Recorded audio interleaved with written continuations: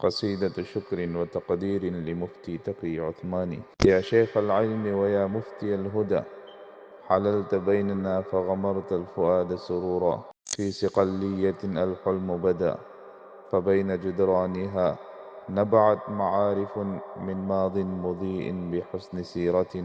والشرف كان في لقاء مع علماء ماضين كالشيخ أسد بن فرات، كروح ملهمة تتنزل بسلام، ثم حطت قوافل النور على أرض بلغاريا.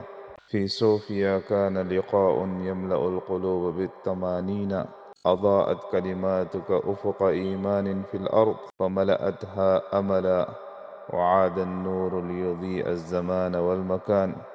يا مفتي الدهر، قد جئنا إليك لنشكرك، فأنت قدوة في علم ودين وجمال وأخلاق. في مجالسنا كانت حكمتك شفاء للعقول، وسلوكك قدوة تضيء دروبنا.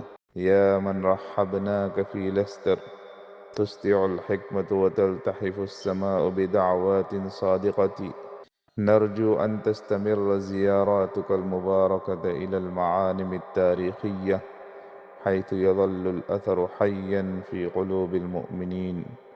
وأخيرا أدعو الله أن يحفظ لنا شيخ المفتي تقي عثماني، كبار علمائنا، وبارك لنا في علومهم، وأن يجعل زياراته المتجددة سبلا من النور، وانصر الإسلام والمسلمين في كل مكان يا أرحم الراحمين.